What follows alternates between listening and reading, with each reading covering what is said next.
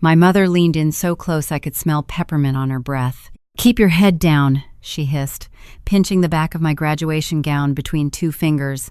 "You already wasted enough of our money." My brother heard her and smirked. My sister stood 2 rows over with our father while my mother lifted her phone and took proud pictures of her, like this day had been built around one child only. Then she turned back to me with that flat, irritated look I had known since high school, the one that always meant I was about to be reminded what I cost. I sat there in the same black gown, same tassels, same honors cord, and still felt like unpaid help at somebody else's celebration. In my family, I was never the child they introduced with warmth. I was the expensive one, the impractical one, the one college had supposedly been wasted on. Programs rustled. A baby cried in the upper bleachers. Faculty in dark robes settled behind the podium. The brass school seal flashed in the morning light. Everything around me looked official, polished, earned. It didn't match the small, cramped version of me my parents had carried into that auditorium. Then one of the trustees stood and walked straight toward my row. My mother's hand went still on my shoulder. He stopped beside my chair, smiled like he already knew exactly who I was, and placed a cream card in my hand. "There you are." It wasn't a program. It was thick, embossed, formal. My name was printed across the front. My mother's face changed first, not by much, just enough for me to see confusion cut through certainty. Before I even opened it, I knew my family had misunderstood something important, not about the day, about me. If you have ever been the one a family speaks down to long enough that their version of you starts sounding official, then you know how dangerous that can become. People begin handing you shame like it's a bill you owe. What happened that morning taught me that quiet is often mistaken for emptiness by people who only respect noise. Stay with me, because the cruelest thing my parents did wasn't what they whispered at graduation. It was the role they had been writing for me for years. And if this sounds like someone you love, send it to them. Some truths arrive late, but they still arrive. My fingers shook when I opened the card. Opening student address. For a second, all I could hear was the blood rushing behind my ears. I had seen a card like that once before, 2 weeks earlier, when the dean smiled, closed a folder, and told me someone would contact me about ceremonial logistics. I had gone back to work after that and finished logging mentorship hours for first-year students like nothing had happened, because hope was the one thing I had learned to keep hidden at home. My mother finally found her voice. "What is that?" I looked down again, just to make sure the words were still there. My brother leaned across me to read it, still wearing that lazy smile he used when he thought something was about to go wrong for me. It vanished before he reached the second line. My father rose slightly from his seat behind my sister. My sister turned then, really turned, for the first time that morning. No camera, no smile.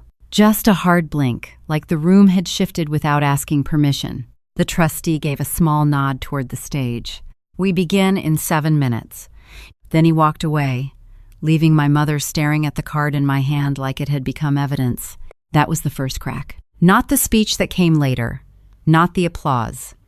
Not even the moment my name was spoken into that microphone, in a voice my family had never been able to control. The first crack was the look on my mother's face when she realized this place knew me differently than she did.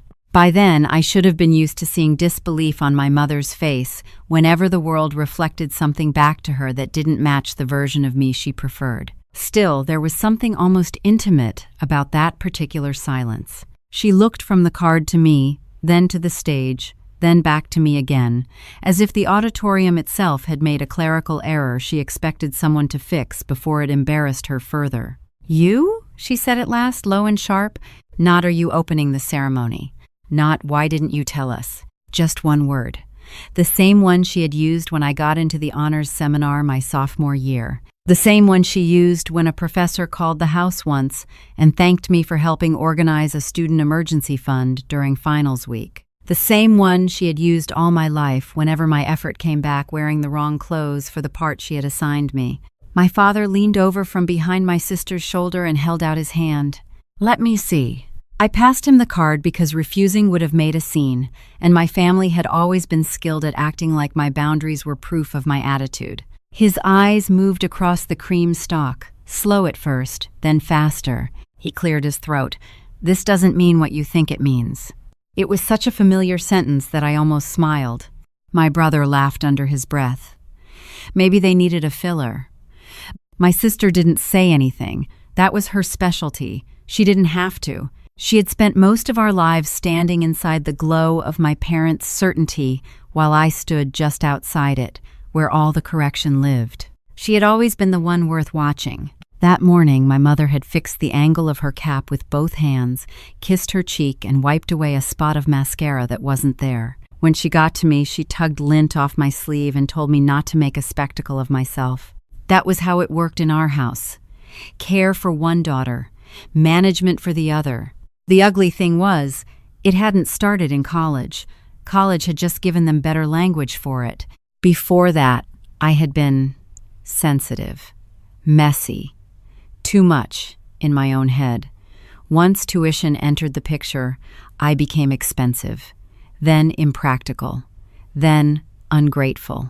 Every semester I stayed, every scholarship I stacked, every late shift I worked at the library circulation desk somehow still got translated into what I was costing them, never what I was carrying. I had learned early not to waste clean facts on people committed to a dirty story. During school, I worked more hours than my parents ever admitted out loud. I shelved books before sunrise twice a week. I staffed the writing center in the afternoons. I spent Saturdays at the student resource office, helping first-generation freshmen fill out forms no one else wanted to explain to them. By junior year, I was mentoring 2 incoming students each semester and quietly helping coordinate the volunteer calendar when the graduate assistant overseeing it had to take leave. None of that fit the family mythology. At home, my father liked to tell people I was still finding myself, which was his polished way of saying I wasn't producing anything he knew how to brag about over steak dinners or church handshakes. My mother preferred sharper language in private. She said I turned every opportunity into extra time. She said some girls knew how to make an education count, and some girls used it to hide from adulthood. She never said my sister had changed majors twice. She never said my sister had taken an extra year. She never said my sister cried whenever a professor was strict, and my parents drove across town to calm her down like she was a fragile investment. I was the one they expected to absorb discomfort without ceremony. That had become my role so gradually I almost missed when it hardened into identity. Almost. There had been moments. My sophomore fall, when I came home for Thanksgiving and found my father showing relatives my sister's internship photos in the den, talking about her future in that proud, rehearsed voice of his. I stood there holding a grocery bag full of ingredients my mother had texted me to buy on my way home from work. When one of my aunts asked how school was going for me, my mother laughed and said, "Oh, she's still figuring out whether all that tuition is going anywhere." Everyone smiled like she'd made a practical joke. I smiled too, because girls in families like mine learn that humiliation lands harder when you don't help carry it. Another time, I made Dean's List 3 semesters in a row and left the letter on the kitchen counter because some stupid part of me still thought paper might do what my voice never could. My mother set a grocery receipt on top of it and asked whether I planned to pay for graduate school myself if I was so committed to staying in school forever. I threw the letter away that night. Not because it didn't matter, because I was tired of watching proof die in rooms where no one intended to let it live. That was why I had kept the dean's earlier meeting to myself. 2 weeks before graduation, I had been called into a quiet office with framed black and white photos of old campus buildings and men whose names ended up on scholarships. The dean had thanked me for my service record, my academic standing, and the steadiness you've given this campus when nobody was watching. Nobody was watching. That line had gone through me like a pin. She had said the selection committee had been unanimous. She had said I represented the graduating class with unusual integrity. She had said a trustee might reach out with details once final ceremony logistics were cleared. I nodded through all of it like someone translating her own life from a foreign language. Then I went home and listened to my mother complain about the hotel rate near campus because, according to her, it was ridiculous to spend that kind of money for a regular graduation. A regular graduation. I sat there that night eating pasta at the kitchen island while my parents discussed where my sister should stand for family photos after the ceremony, which aunt needed to be called first, which restaurant would look nicest in pictures, and whether my brother could leave early because he wasn't really interested in all the speeches. Not one of them asked if I had one.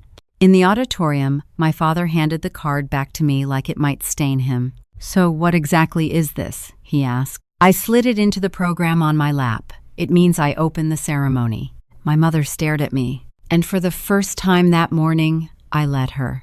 I wish I could tell you that seeing my mother speechless healed something in me. It didn't. Relief would have been too simple for that moment. What I felt instead was sharper and colder. It was the soundless shift that happens when a lie you've lived inside for years finally develops a visible seam. My family still sat around me in their pressed clothes and polished discomfort, but something had changed that no one could smooth back down. They had spent too long treating me like an unfinished draft of a daughter. Now a room full of strangers was about to read from the final copy. My mother leaned in again, but her tone had changed. The contempt was still there. It was just dressed in urgency now. "Why didn't you tell us?" "Because you never asked anything you weren't prepared to diminish," I thought. Out loud I said, "I didn't know I needed permission." Her mouth tightened. That line would have started a war in a kitchen. In the auditorium, with faculty 10 feet away and trustees moving through the aisles, it just hung there between us like a clean piece of glass. My father shifted into the voice he used whenever he wanted to sound reasonable in public. "We're only saying it would have been nice to know, that's all."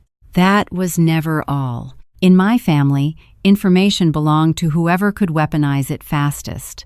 Good news wasn't celebrated until it had been sorted into the hierarchy. First, they decided whether it reflected well on them. Then they decided whether I'd earned the right to enjoy it. By the time they were done, joy usually came out looking like debt. My brother sat back and crossed his arms. "So what, you read some introduction and sit down?" There it was. The first reduction, the first attempt to shrink something before it had room to stand up on its own. I turned the ceremony card over in my hands. On the back was a brief schedule and a typed note in the margin from the provost's assistant, reminding me where to stand once the processional music ended. My name was there again, spelled correctly, followed by the title of my address. Opening student address. Not filler, not a courtesy, not some random slot they needed to patch. My sister finally spoke, still not looking directly at me. "I didn't know they did that for undergrads." That was how she protected herself when something threatened the story she had built her reflection inside. She made it procedural, technical. A confusion about categories. "They do," I said. She nodded once, like a person receiving weather. If you had seen us from across the auditorium, you might have thought we were just one more family negotiating the small tensions of a graduation day. That was the genius of families like mine. They knew how to make long-term diminishment look like ordinary conversation. They had never had to scream much. A sigh could do it, a joke could do it, a look across the dinner table could do it. You can shrink a child for years without ever raising your voice if you keep handing them the role of disappointment before they're old enough to set it down. I had carried that role all through college while building a life that did not fit it. I was the one students came to in the writing center when they were too ashamed to admit they didn't understand an assignment sheet. I was the one who stayed late during move-in week when 2 girls from New Mexico arrived without the financial paperwork they thought had cleared. I was the one the student resource office called when a freshman stopped showing up and no one knew whether she had dropped out or was sleeping in her car. I was the one who knew which pantry shelves ran low first, which emergency grants got delayed in processing, which professors would quietly extend a deadline if approached with honesty instead of performance. None of it looked glamorous. That was probably why I got good at it. Invisible work trains you 2 ways. It teaches you how systems really run, and it teaches you exactly how much people can depend on what they refuse to praise. 2 days after the dean had met with me, I had been asked to stop by the provost's office for a brief run-through.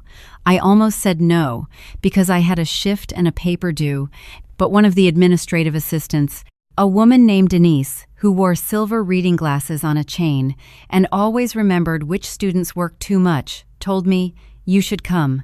Some things deserve to be witnessed properly.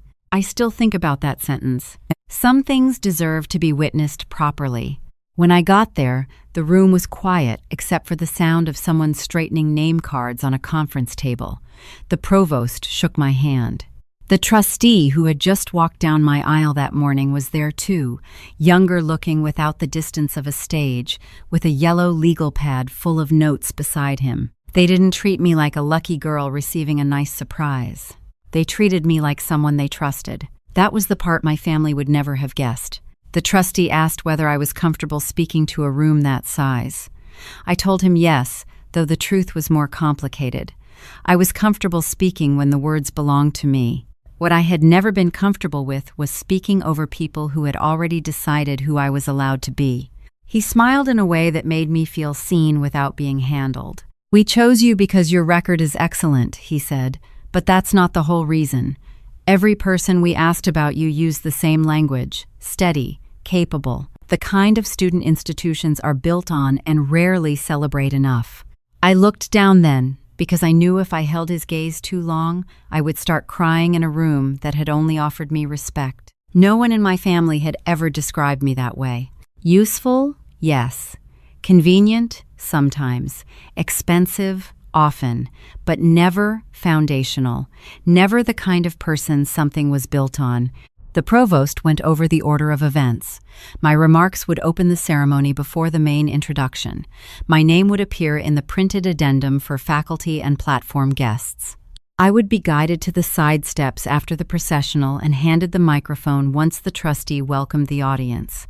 "Do you have family attending?" Denise asked while passing me a packet. I laughed a little before I could stop myself. "Yes." She glanced up, maybe hearing more in that one word than I meant to reveal. "Well," she said gently, "this will be a nice day for them then." I didn't answer. Not because I was being rude, because even then, before the card, before my mother's hiss, before the auditorium filled and the hierarchy took its seats, I knew something she didn't. Recognition is not always a gift to a family. Sometimes it is an exposure. Back in the present, the processional music began to gather at the edges of the room. Faculty straightened. Students adjusted cords and tassels.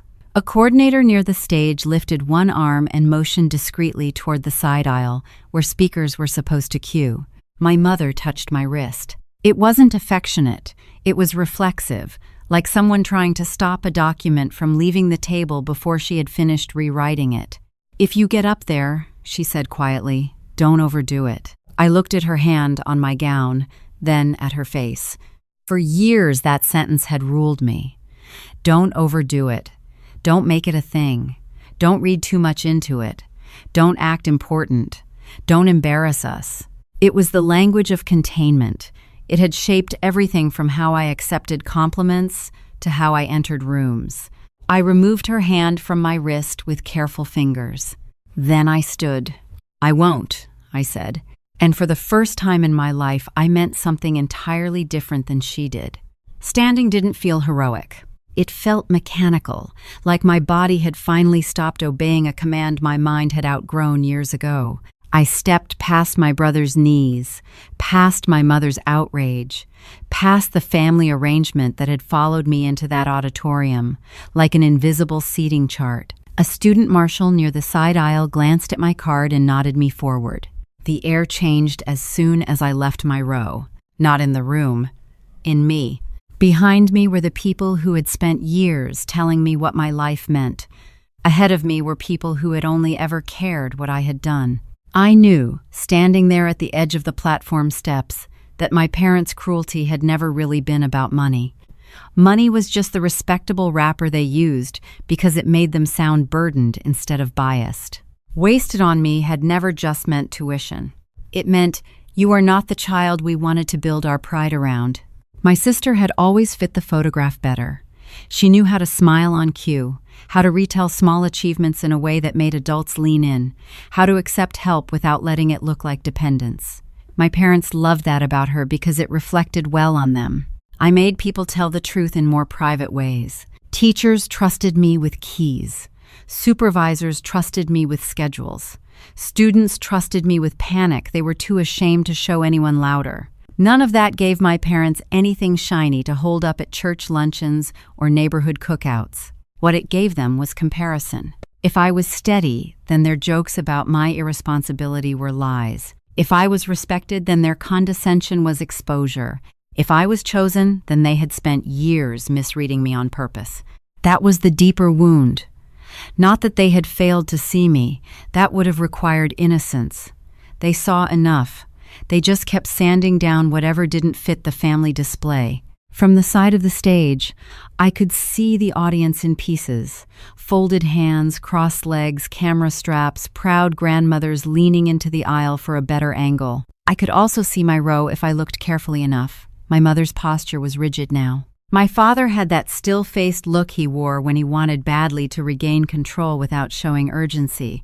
For years, they had acted like my life was a draft they could annotate in real time. Too emotional, too academic, too slow, too expensive. The labels changed, but the functions stayed the same. Keep her uncertain, keep her apologizing, keep her available for correction. There is power in having one family member assigned as the disappointment. It cleans everyone else up. It gives ordinary selfishness a moral contrast. It lets parents hand one child the burden of all the family's anxiety and call it honesty. I had carried that burden so well they started mistaking my silence for agreement. A hand touched my elbow lightly. Denise. Silver glasses, calm face, clipboard against her chest. "You doing okay?" she asked. It was such a simple question that it nearly undid me. Not because I was fragile, because she asked it like the answer mattered. "Yes," I said. "I am now." Her mouth softened. "Good." She pointed discreetly to the lectern. "The trustee will welcome the audience, then he'll introduce you. After that, just take your time. They're ready." They're ready. My family wasn't ready, but this room was. The school was. The record was. The faculty had already read the file, made the vote, printed the addendum, rehearsed the order, and placed me exactly where I belonged in the ceremony.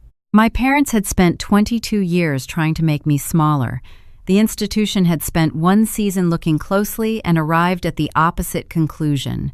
Professor Hale from the Writing Center gave me a small smile from farther down the line.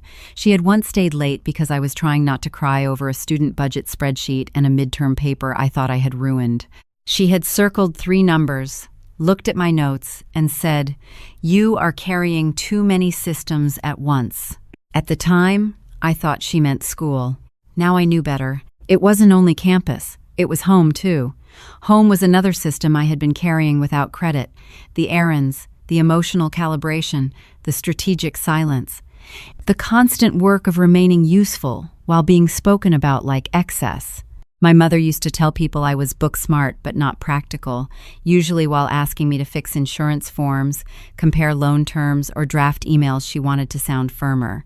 My father liked to complain that college had filled my head with abstractions, but he also called me whenever he couldn't make sense of policy language or needed someone to read the fine print before signing. I had been the family's unpaid infrastructure for years.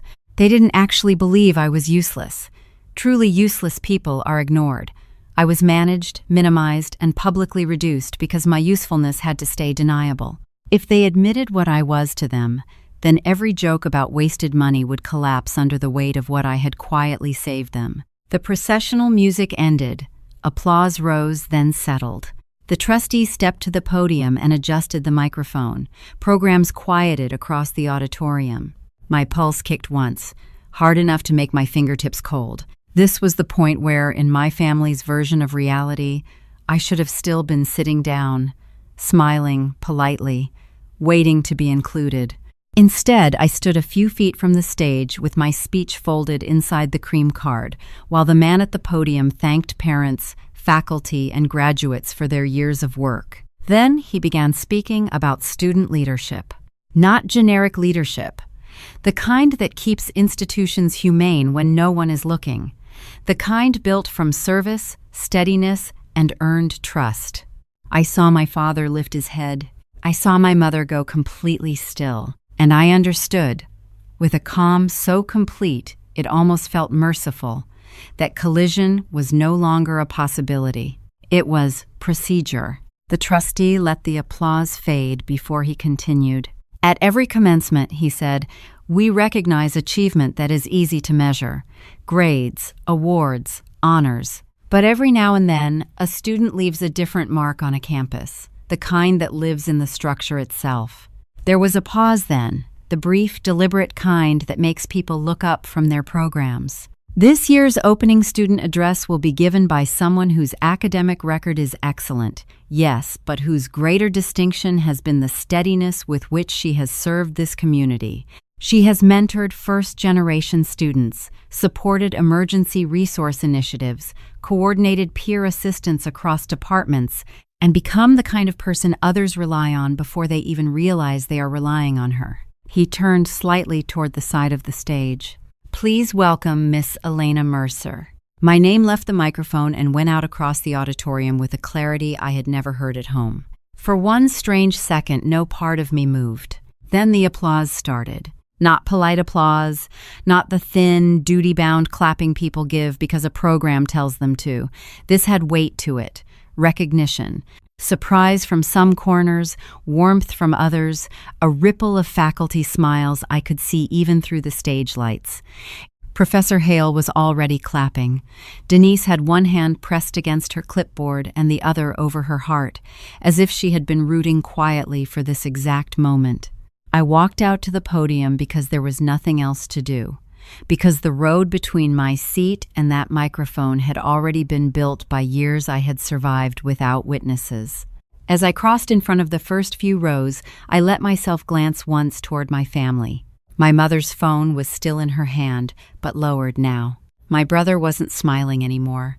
My sister looked stunned in a way she would later try to hide by becoming very composed. My father had gone completely expressionless, which in him always meant something had landed harder than he was prepared to admit. The trustee stepped aside and held out his hand toward the lectern. I thanked him, adjusted the microphone, and looked out at a room that had somehow become less frightening than the row I had just left. Rows of graduates in black caps, families leaning forward, teachers who had seen me in fluorescent offices and quiet hallways and late afternoons that smelled like printer toner and coffee gone cold. People who knew my work because they had watched it happen, not because it improved the story they wanted to tell about me. I unfolded my page. My voice, when it came, was steady. Good morning. The room answered with a hush so complete I could hear the faint crackle of the speaker above me. When people talk about graduation, they usually talk about achievement as if it happened in a straight line, as if success is a clean staircase and all you have to do is keep climbing. A few soft laughs, a few nods. But most of us know better. We know what it is to build a future while working late, while caring for other people, while filling out forms no one teaches you how to read, while trying to believe your life is taking shape even when it looks unfinished from the outside. Something loosened in the room then, not just attention, recognition. I kept going. We know what it is to be underestimated, to be mistaken for less because our work is quiet, to keep showing up anyway. I didn't write that line for my family, but I didn't mind that they had to hear it. I spoke for 6 minutes. About the invisible architecture of a campus, about students who become each other's bridges, about how dignity often looks ordinary until the day it has to carry weight, about the people who do necessary work without audience or celebration, about gratitude that does not erase struggle, about becoming the kind of adult who does not confuse volume with value. Halfway through, I stopped gripping the edges of the podium so hard. By the end, I wasn't speaking past my fear anymore. I was speaking from somewhere underneath it, from a place in me that had existed long before my family found language to reduce it. When I finished, there was a beat of stillness. Then the room stood. Not every single person at once. It started in pockets, faculty, then students, then families near the center aisle, and gathered into a standing ovation large enough that I felt it more than heard it. I had imagined applause before. In the abstract way wounded people imagine justice, vague, impossible, glowing. I had never imagined the physical force of it, the sight of rows rising, the sound of palms striking together while your own name still seems to belong to someone you are only just meeting in public. I stepped back from the microphone. The trustee returned, shook my hand, and said something too quiet for the audience to hear. "You proved us right." That almost hurt more than my mother's whisper had, because one sentence had been built to cut me down, and the other had nowhere sharp in it at all. As I moved toward the steps, I saw my family again. My mother was clapping because the room required it. Her face looked tight and bright at the same time, like someone trying to hold together a mask that had already cracked at the corners. My father's hands met twice, maybe 3 times, then stopped. My brother looked away when I looked at him. My sister did clap, properly even, but there was no glow left in it, no effortless centrality. For the first time in our lives, she looked like the one caught in somebody else's light. The ceremony continued. Names were called, degrees were conferred, speeches blurred into applause and camera flashes and the steady forward march of ritual. But something irreversible had already happened in that room. My family could not unhear the introduction. They could not unsay the years. And most of all, they could not put me back where they had kept me. After the recessional, graduates spilled into sunlight and noise. Families clustered along the lawn with flowers and envelopes, and too many phones held at once. My mother reached me first. "Elena," she said, with forced brightness so brittle it sounded expensive, "why didn't you tell us any of that?" Any of that. As if my life had arrived all at once in a microphone. As if nothing counted before it had a witness she respected. I looked at her. Really looked at her, at the woman who had spent years calling caution realism and dismissal honesty. Then I said the truest thing I had ever said to her. "I did," I said. "You just liked your version better." Nobody around us spoke. My mother's mouth parted. My father stared at me. My brother shifted his weight. My sister looked down at the grass. There are moments when a family argument begins. And then there are moments when the family story ends. This was the second kind. My mother looked like she wanted to say 5 different things and trusted none of them. Pride would have made her a liar. Anger would have made her obvious. So she reached for management. "Well," she said, smoothing the front of her jacket, "I suppose we didn't realize it was all so formal." My father recovered next by reaching for logistics. "We should get a family picture," he said. "Your aunt will want one." For a second, I could see the old arrangement, trying to rebuild itself on the lawn. My sister in the center, my mother adjusting collars, my father deciding where everyone should stand, me folded back in at the edge now that the public part had gone well enough to claim. That was the deeper wound, not the insult, the speed with which people tried to convert your dignity into shared property. I held the cream card in one hand and my cap in the other. Behind me, Denise lifted her phone, asking if I wanted a picture with the faculty line. But first, I looked at my parents. "No," I said, "not like that." My mother blinked. "Elena, you don't get to spend years calling me a waste and then stand next to the proof like you built it." My father's face hardened. "That's unnecessary." It wasn't. It was late. "What was unnecessary," I said, "was making me carry your version of me for this long." Then I stepped back, not dramatically. I stepped out of the place they had kept ready for me and let the distance hold. I took pictures with Professor Hale, Denise, the provost, and 2 freshmen I had mentored. In every photo, I looked like myself. Not louder, not transformed, just there. Later, when the lawn had thinned and the folding chairs were being stacked inside, I sat alone for a minute on the low brick wall near the administration building. The cream card rested in my lap, bent slightly at one corner. My name was still printed across the front. I decided to keep it, not because I needed a souvenir, because for years my family had treated my life like a bad investment. Now I had something official that said otherwise. My phone buzzed once, a text from my mother. "We're heading to lunch if you want to come." No apology.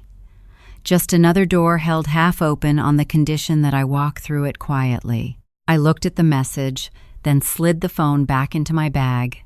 For the first time, I did not feel guilty for letting silence answer for me. If you've ever been the one they talked down to until you nearly mistook their limits for your own, remember this. Being quiet is not the same as being small. Some people only recognize your value when a room says it louder than they ever let you. Let them be late. You still get to go forward on time.